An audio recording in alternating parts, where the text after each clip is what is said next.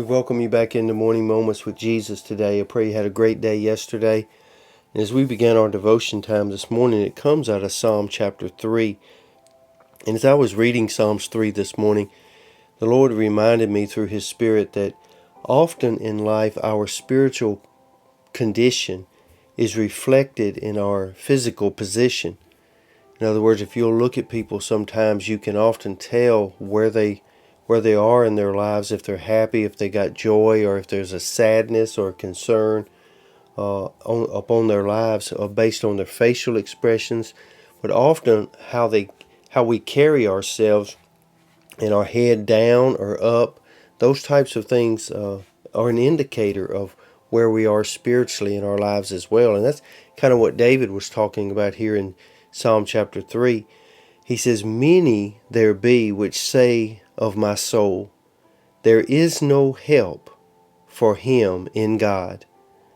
But you, O Lord, are a shield for me, my glory, and the lifter up of my head. I cried unto the Lord with my voice, and he heard me out of his holy hill. I laid me down and slept. I awake, for the Lord sustained me." See, there's two things going on here at the same time. And David had to make a decision about what he was going to believe and how that belief was going to play out in his daily life. So watch what he's doing here. In verse number 2, he come to the realization that not everybody has the same view of his God that he does. And you and I have to realize that just because you may have a tremendous belief that God is able to do the supernatural in your life, that does not mean that everybody does. But if they come against you with negativity about your God, it is your choice whether that is going to suppress you or whether it is going to allow you to manifest that and show them just how powerful your God is to bring you through troubled times or disheartening times with joy and peace, and allow the Lord to do those things in your life that they say can't be done. See, that's the power of being a believer, guys, is to watch the supernatural, miraculous power of God play out in our lives, and then watch the unbelievers say their God must be real to do the things that he's doing in their lives. And so in verse 3, he begins to say to God, not to them, but to God, who you are, God, to me. That's what David is saying. He is reaffirming who God is in his life. Listen to what he says. "O Lord, you are a shield for me." When it seems like the whole world is against me, when it feels like there's something caving in on every side, when relationships aren't going right, when jobs aren't going right, when the finances aren't going right, when even those times when everything seems to be going right, but yet I seem to be depressed or discouraged, you are my protector. You protect me from myself. You protect me from the enemy.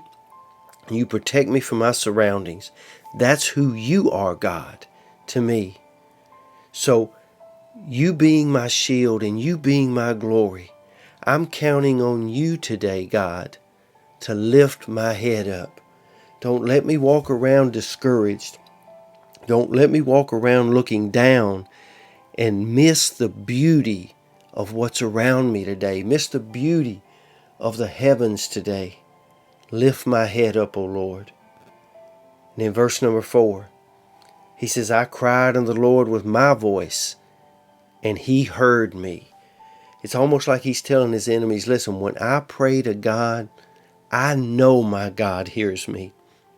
And not only does he hear me, but I am confident that he will give me the desires in which I petition him for. So what's the conclusion? David says in verse number 5, so I'm going to lay down and I'm going to sleep. And when I awake, I know it is God and God alone who has sustained me. So today, if you're a little discouraged or a little too busy to just look around and enjoy life, you're about your business with your head down and about the task, slow down today. Take just a little while to lift up your head. Allow God to lift it up and see the beauty of what really is around you. God, you're my protector. You're my provider. You're the only one who can lift me up above my circumstances. And I know that when I call to you, you hear me.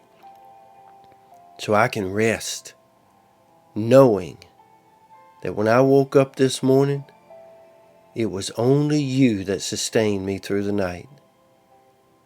I pray this devotion has been a blessing to you today, and I pray that perhaps you can pass it along to somebody else. Lord's will, we'll see you back here again tomorrow. Until then, I pray a blessing over you. I pray a blessing over your life, over your finances, over your job, over your marriages, over your children, over everything that concerns you. I pray over it this morning. You be safe, you be strong, and you be blessed. And you go out and have a great and wonderful day.